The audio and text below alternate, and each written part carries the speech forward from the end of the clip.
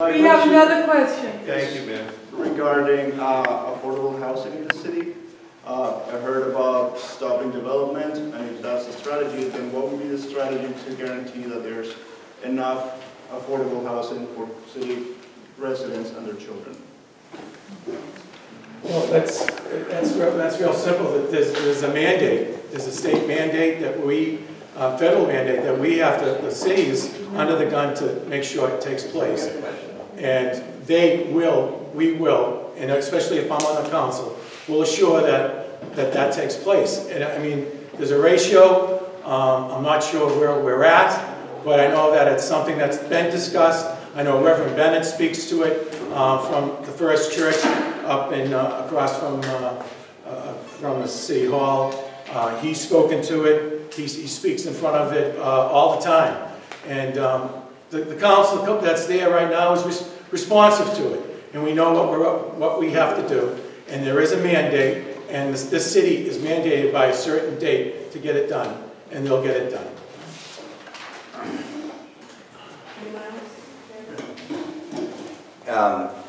On the federal mandate side of it, on the equation, it's true. It's probably not enough.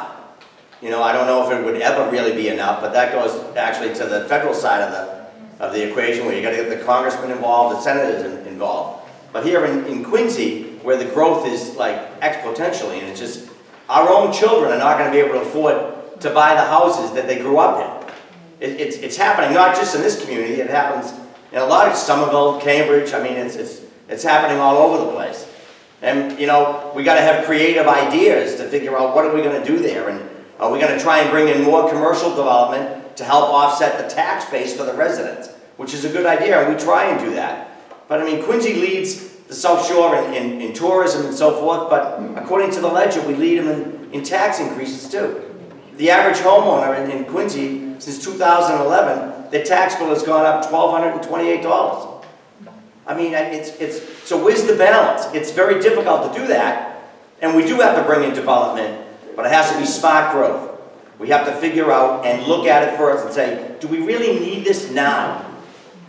Or if we do need it now, let's make sure that it's done correctly. Not at the same time that something else is being built over there, or they're disrupting the traffic over here. Just a little thought process. Well, I too support affordable housing. We all want a community that we can grow up in, have our parents stay in the community to get older. When our kids grow up, come back and live together also. But we also need some property tax relief, and the best way to get that is through commercial growth. If you cut the taxes, you have to make up that revenue somewhere else. The best way to do that is to increase our commercial tax base. Then we can afford tax breaks to senior citizens, young working families who are also struggling also. A lot of times that gets lost in the equation. There's a lot of young families raising their kids who are struggling on a day-to-day basis, and you want to make them welcome and stay in Quincy also. So there's not one solution, but there's little pieces of the puzzle to put together to come up with a comprehensive solution.